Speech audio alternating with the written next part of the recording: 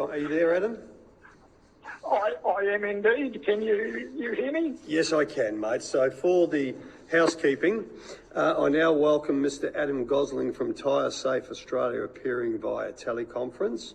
And for the Hansard record, if you could please give your name and state the capacity in which you appear today. My name is Adam Gosling, TYRESAFE Australia, of which I'm the sole director. Now, for those listening, Mr. Gosling has provided a written opening statement, and rather than read it out, has asked that I incorporate it into Hansard. Senator McDonald, you okay with that? Yes, thank you. Thank you. Now, Adam, I do want you to give an opening statement, and I know that you have some challenges with your throat, so I'll flick over to you and let's see how we go. Okay, thank you, Senator Still. As I've outlined in my formal opening statement, and forgive my croaky voice, I had throat surgery about 10 days ago. Tyres are the foundation of the modern motor vehicle. If the tyre is not right, then regardless of all of the safety features on the motor vehicle, and it's not just trucks, the motor vehicle in general, they won't actually work as the designer expects or as the driver reasonably expects. This could probably be summed up by considering the braking standards reviews being conducted by the NHVR. They spent a great deal of time reviewing the actual braking mechanism of the heavy vehicle without considering what transferred the braking forces from the vehicle to the ground, the tyre. So if the tyre is an integral link of the braking system of the truck, if the tyre is not right, appropriately inflated, then the truck's just not going to stop as the designer or the driver would reasonably expect. When we consider tyres overall, the light passenger fleet is governed by ADR 42 that requires a tyre placard to be placed on the vehicle, providing a minimum tyre pressure and also optional tyre sizes. So that's for vehicles under 4.5 tonnes. For vehicles over 4.5 tonnes, there's no such requirement. As I express in my statement and my submission, that B-double following your partner and children home can have 34 half-flat tyres and no one can actually stop it from operating. So from a safety aspect, there's a yawning chasm here between what is expected, or as I write, assumed, and what actually happens. New Zealand in 2001 passed legislation, which I attached to my submission, that covers it off very well by saying that all road-going tyres must be appropriately inflated. There's no such thing as correctly inflated. It's appropriate to the load and to the speed. So when we consider vehicles under the PBS scheme, we've got high-performance vehicles which are basically running on tyres that nobody's got any idea of what the inflation level is and how they're actually going to perform. Thanks, Adam. Now, I know you are a walking filing cabinet and encyclopedia on this, and we've had a number of discussions over the last year or so about this issue. So, Adam, can you share with this committee what approaches that you have made to governments to highlight the importance of, forgive me if I get this wrong, appropriately, is that the right word, appropriately inflated tyres? Yes. Okay. All right. So what tell us what advancements you've tried, how far have you got anywhere, state, federal, whatever?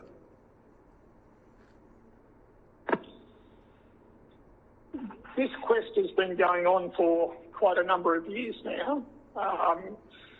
In 2016, as a member of a transport association in WA, we lobbied the Australian Trucking Association to formulate a technical advisory procedure for tyres and tyre operations.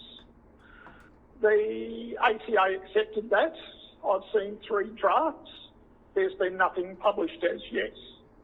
I'm currently founding member of the Tyre Working Group of the Heavy Vehicle Industry Association, HVIA, who are working towards a code of practice. NHVR have basically told me to go away in not so nice terms, despite me providing lots of evidence from other jurisdictions. The Main Roads Western Australia said we can't do anything about tyres until the flat tyre becomes dislodged from the wheel or rim. Until we can see that it's half flat, we can't actually stop the truck. Vic Roads have told me to go away. Transport New South Wales put their head underneath the desk and didn't want to know. So all in all, people are assuming that the tyres are okay without really knowing how.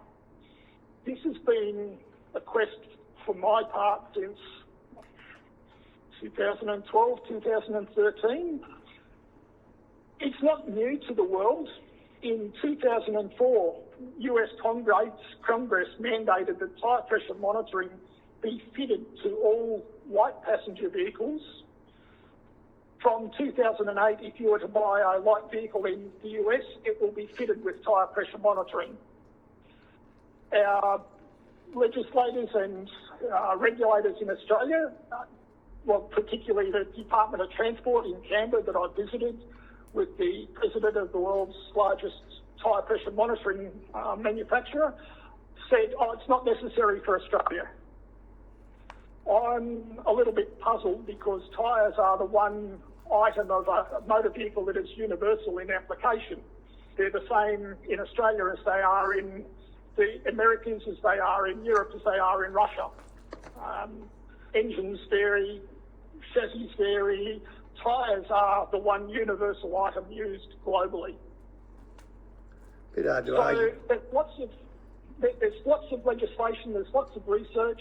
The NHTSA from the USA has reams of material on tyres, on tyre manufacturing, on tyre design, on tyre monitoring, on accidents, on pre-accidents.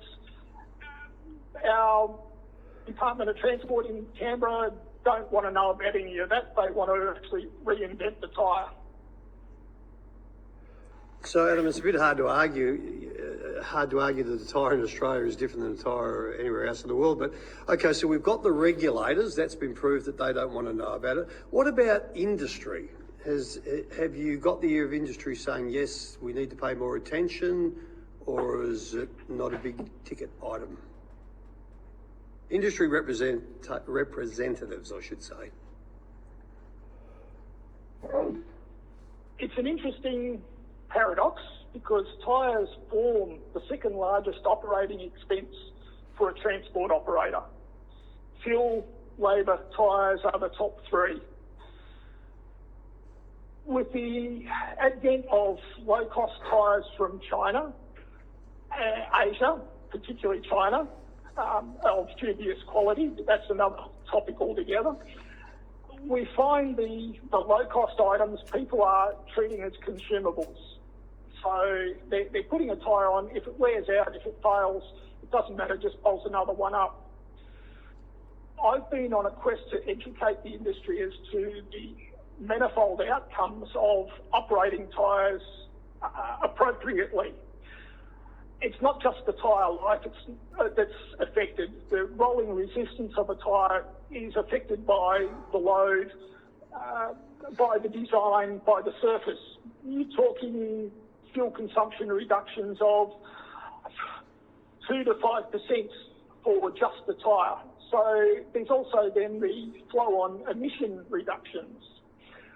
There's fatigue reductions where, and you've all followed multiple trailers, multiple combinations down the road and seen the trailers waggling. The driver's having to continually make steering adjustments to keep the trailers in line, to keep the vehicle going in the intended direction. So his level of fatigue, or their level of fatigue, is going to increase because they're continually inputting analysing what's going on and inputting steering corrections. So again, it's not just the tyre life, the tyre performance, it's the multiples, it's the fuel burn, it's the emissions, it's the fatigue. Then we can even go as far as the pavement design, where differences in inflation pressures between dual tyres will impose different contact pressures onto the pavement. Real-time logging we've done, we've seen up to 14 psi difference between an inside tyre and an outside tyre on a drive axle. So effectively, the inside tyre is supporting more weight, providing more traction. It's also imposing a greater load upon the pavement. So there's ramifications all the way down the line. The overarching one is all safety. All right, now Adam, I'll go to Senator McDonald first, then come back. Sorry, Senator McDonald, do you have any questions for Mr. Gosling? Yes, I do. I wondered if you could tell me, is technology being used to improve tyre safety? Technology is being used greatly in tyre design and tyre manufacturing. When it comes to operation of tyres, not really. And this is where the tyre monitoring comes into play. A transport company will tell me, oh, we have our tyre service come in once a fortnight and check the tyres. Out on the road, the driver stops every 5 hours as per, gets out, thumps the tyre with a lump of pipe and says, yeah, that's inflated. They've got a multitude of gauges in the truck that tell them the temperature of the rear diff, the transmission, even down now with fatigue, how many times the driver's eyelids have drooped, but nothing about the tyres. And yes, the technology is available to actually monitor the tyres in real time, and this is done on the light passenger fleet. Right, rather than heavy transport, I take it. Again, heavy transport is not even required to have inflated tyres. And this is the paradoxical situation of there's no requirement for heavy vehicles to have inflated tyres. Okay.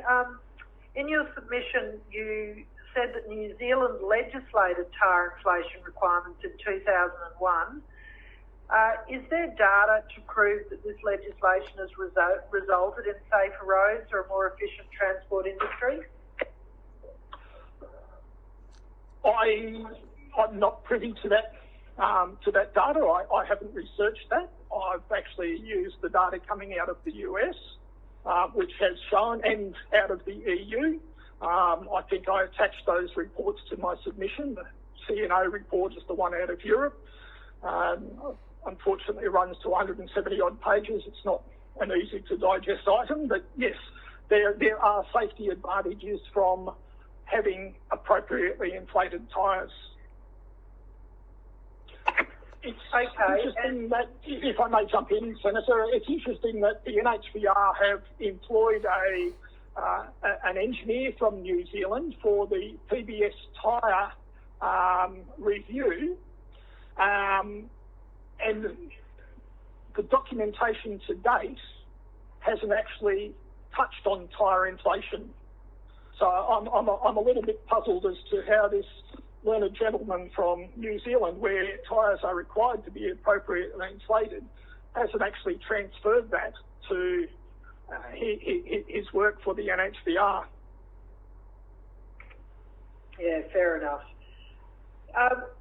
Earlier today and yesterday, we've been hearing evidence about training for truck drivers, potentially apprenticeship or a formal qualification or accreditation. Do you think that would be a good way to be able to have drivers increase their understanding of tyre safety requirements? I would love to see a unit included in the transport and logistics industry training material about tyres.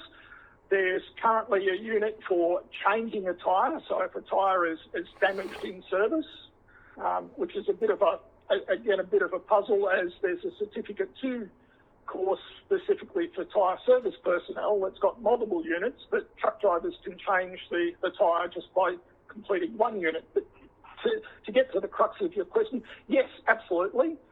Tyres influence the safety and the economics of heavy vehicles by a significant factor.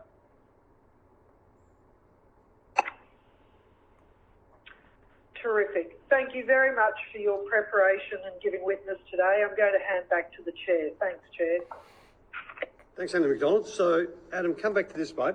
And I have no doubt you would be in receipt of information that you gather around the world on crash statistics. Now, do we have any that show because of poor quality or lack of inflation affecting braking? Have you got any of that sort of stuff? Yes, there's analysis from the US and from Europe. The situation post-event in Australia is that tyres are inspected to see if they have tread, but as there is no requirement for a tyre to be inflated, there are no actual checks done on what the inflation level of the tyre was of the vehicles that have been involved in the event. There's no actual checks on the inflation of the tyres on those vehicles. All right, and I'm interested to know, I know you touched on it, but I'm interested to know the manufacturers, because you think the manufacturers would really want to have their product running at the right PSI or whatever we call it nowadays, so the performance of the tyre is peak. Where are they on this issue? And you've obviously, have you raised it with them in terms of getting it some form of recognition in our legislation around the nation? Forgive my cynicism, but a tyre that's underinflated and a tyre that's overinflated will wear out faster than a tyre that is appropriately inflated.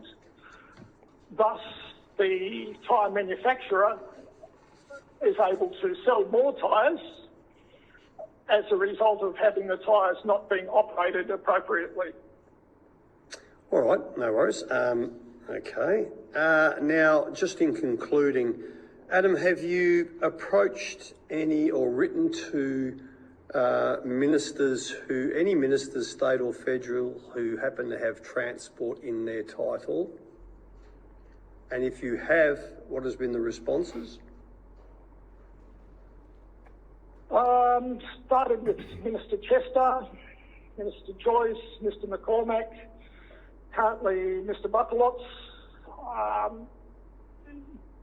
Mr Chester didn't want to know, Mr Joyce didn't respond, Mr McCormack didn't want to know. Mr Buckalotz's people have spoken with me. I've provided them with substantial amount of material. Over a month I've had no response to date. So over what time have you been writing to ministers? Years since you started this in 2013? Yes. I could go back and look at records and put down, I've kept copies. I went to see Senator Reynolds in 2018, for instance. I'd go back and I could put my hands on letters that I've sent to the others.